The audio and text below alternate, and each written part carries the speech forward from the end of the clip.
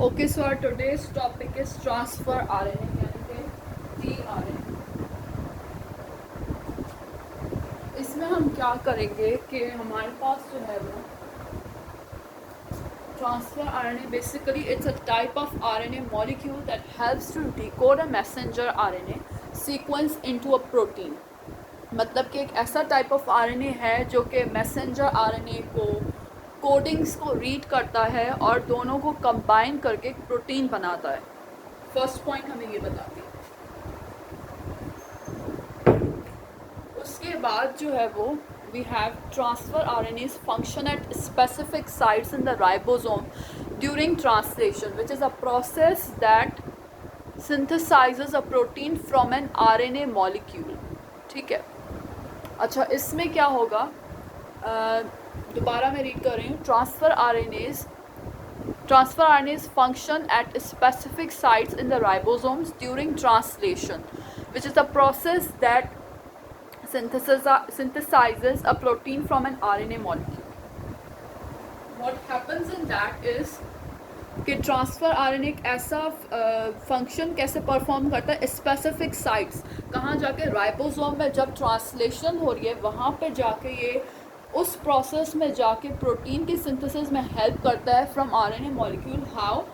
Bye attaching its anticodon region to the mRNA codes at ribosomal site, और फिर अपने amino acids growing polypeptide chain को दे रहा होता है। जो ये हर एक कोडॉन जो लेके आ रहा होता है उसका अमीनो एसिड जो है स्पेसिफिक वो ग्रोइंग पॉलीपेप्टाइड चेन में ड्यूरिंग प्रोटीन सिंथेसिस जो है वो दे रहा होता है।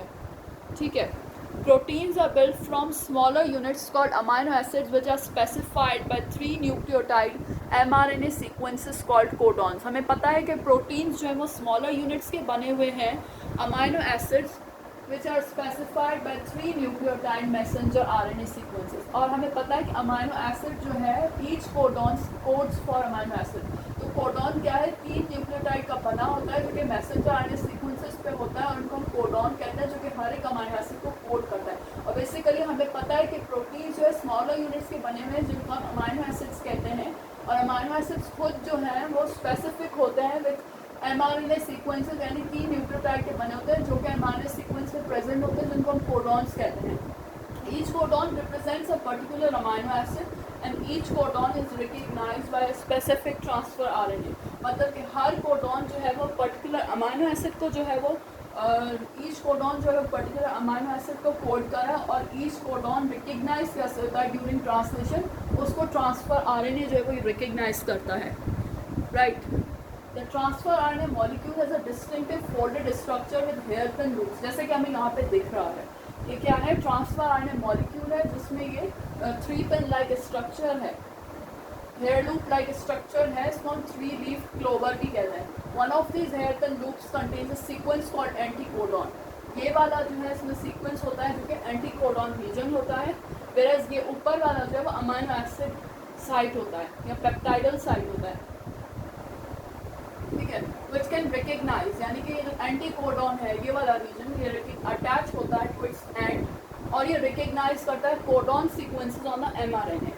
When a transfer RNA recognises and binds to it corresponding codon in the ribosome, जब ट्रांसफर आरएनए रिकग्नाइज करता है और बाइंड करता है to corresponding codon in the ribosome, the transfer RNA transfers the appropriate amino acid to the end of the growing amino acid chain.